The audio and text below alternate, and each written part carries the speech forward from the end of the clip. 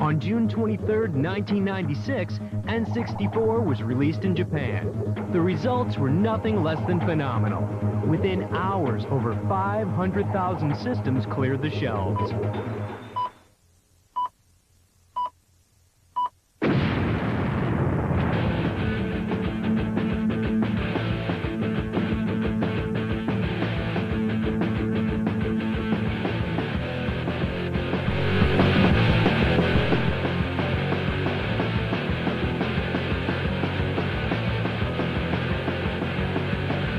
On September 29th, N64 is scheduled for release in North America. The system is about to change. But before it does, we decided to invite 3 of the best gamers in the country to put it to the test. This is N64.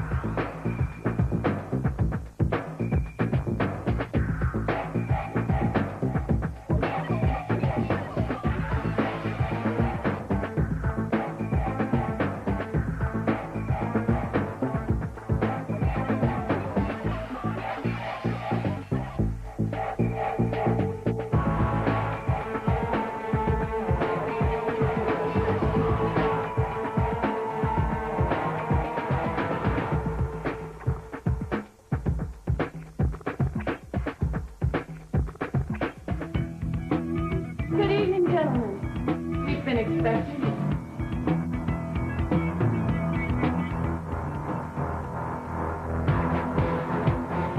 This is it, the power of N64, the driving force in the next generation of video games. With 64-bit technology, you're witness to moves and graphics that no other system can match. 360-degree viewing, 3-dimensional graphic interpretations, anti-aliasing for crisp graphics, and too many other things that are just going to blow your mind.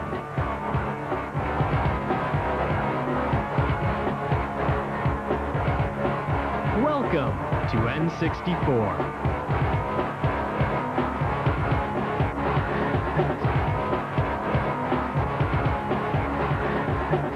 Greetings, gentlemen.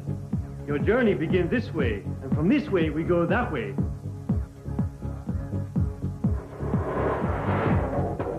Yo, what is this? Yo, it's kind of dark in here. Okay. Hey guys, how you doing? So, I understand you're here to find out about the Nintendo 64.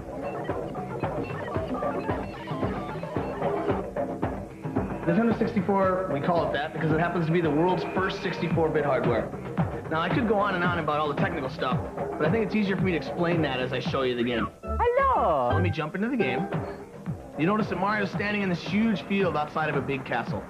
Now, if I take the control stick and I just move it a little bit, you notice that Mario starts to tiptoe. I move it a little bit farther, Mario starts this kind of slow walk. Crank it and he goes full-out sprint. Whip it in circles.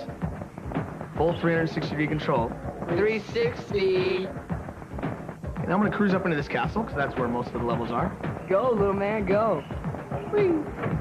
What kind of skills do you have, little man? Now that I'm inside of the castle, before I go show you a level, I'd like to show you some of the cool things that Mario can do.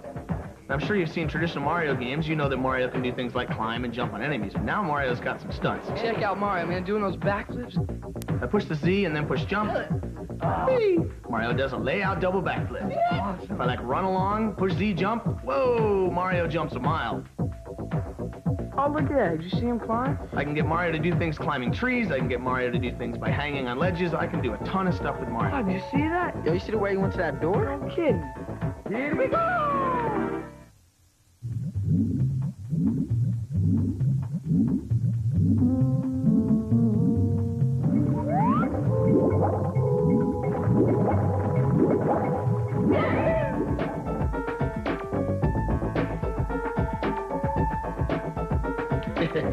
Control stick is cool. It actually allows full 360-degree control.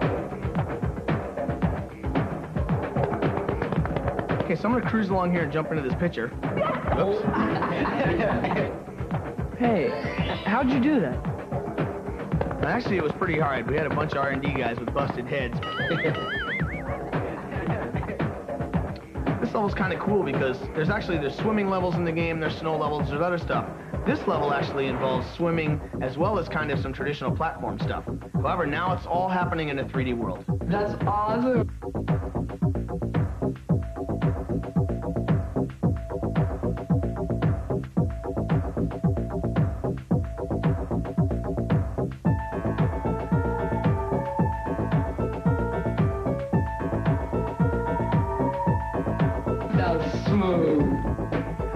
another cool area I'd like to show you in the game before we move on to the other products. And that's Bowser.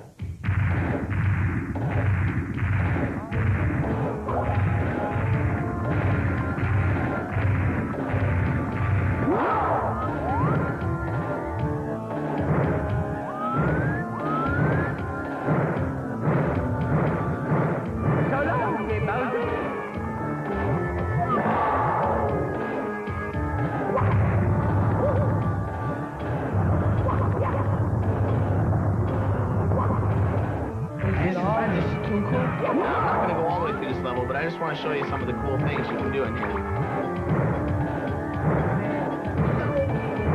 Give him a toss, man. He ain't nothing.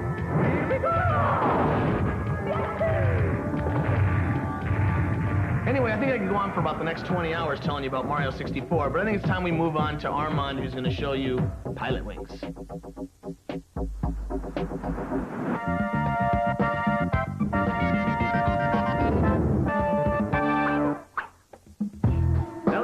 Playing Mario and done a crash course in Technobabble 101, it's time to talk fun.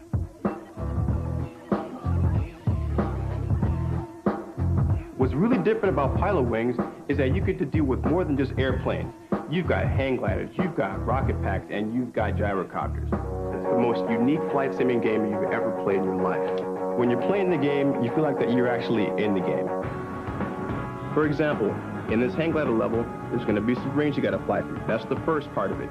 Now you got to be sure that you're making yourself steer really steady because the mountains are in close, okay? Now when you go through all the rings, make sure that you pull the joystick down to swoop your plane upward. Swoop just like that, just like that. When you're going in for the landing, you want to use your A button, or commonly known as the blue button. Use it to slow down speed if you're going too fast. Come in for the landing, and it's an A+ if you hit it right. Yo, this is unreal.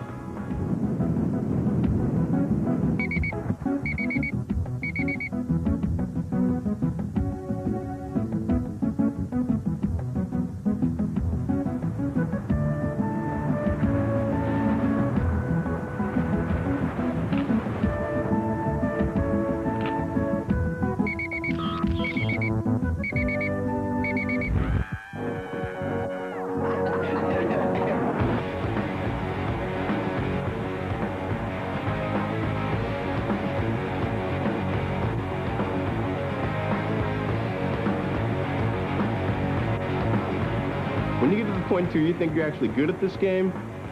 Try this. Try getting at least a silver or gold medal in all 3 events, and you're going to open your way up into some new hidden levels, like the cannonball stage.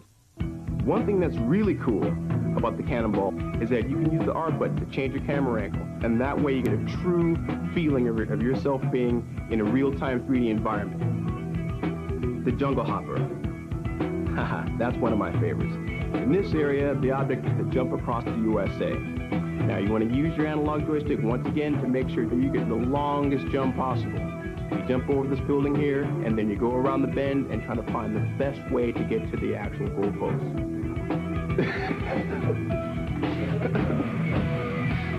You've still got one more game to play. Shadows of the Empire.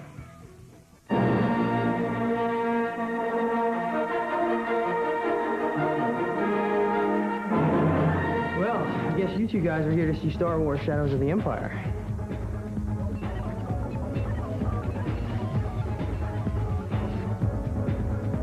I guess I'll cut to the chase and get right to the game, which is my favorite part. One of the really unique things about Star Wars is that there are several different game types in this game, actually. You fly a snowspeeder over the ice world, you're a guy in a corridor in a maze type level. You actually fly in a spaceship. You ride a swoop bike, which is kind of like a big speeder bike across the land. And one of the coolest parts in the game that I really like is these big walker guys.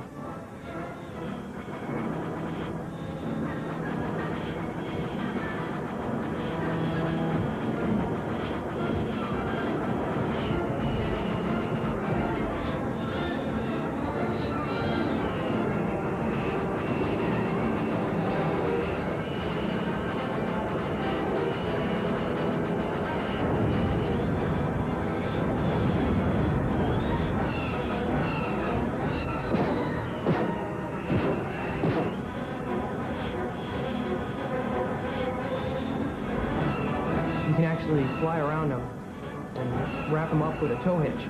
And you can circle them just like in the movie. And then you can trip them up. Love that part.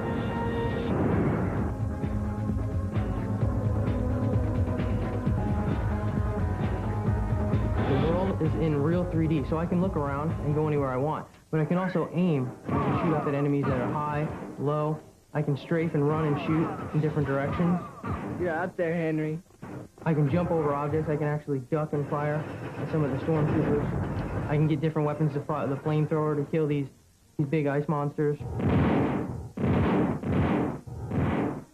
Okay, this is the flying over the Star Destroyer. And here you actually can zoom in to the cockpit. In every level, there's different views. You can zoom in and out. You can watch the guy from a third-person view, or you can actually watch from a first-person view. Here I have to destroy all these TIE fighters, watch out for asteroids, and as you can see, the explosions here are just as good as the other level. Whoa! Yeah. I love that part.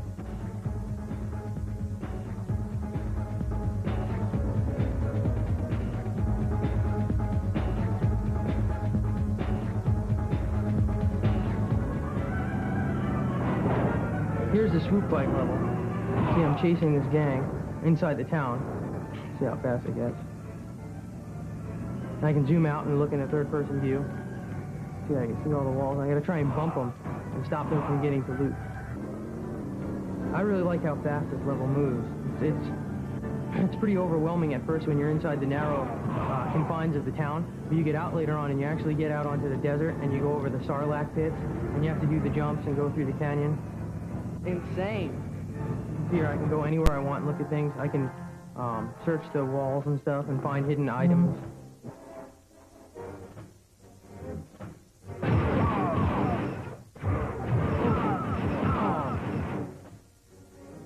Well, that's just some of Star Wars Shadows of the Empire. Whoa, those are 3 great games. We've only scraped the surface. There's more?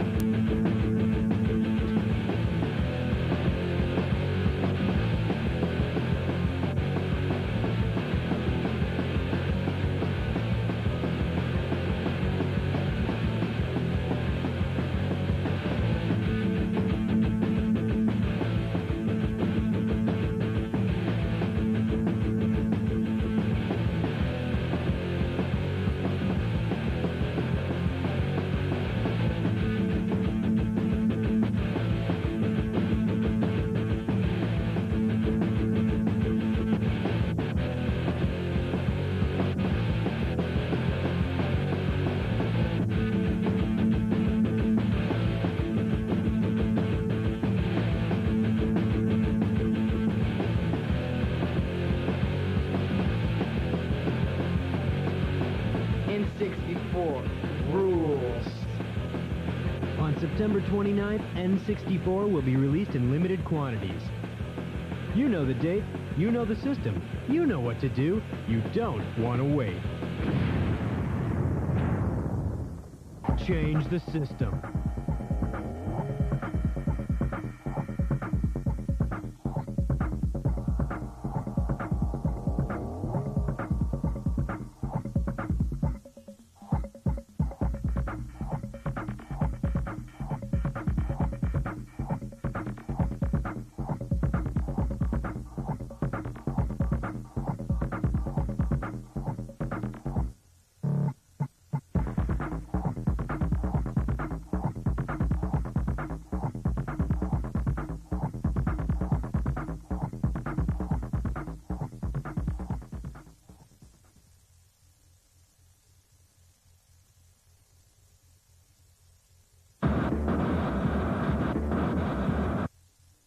You still want more?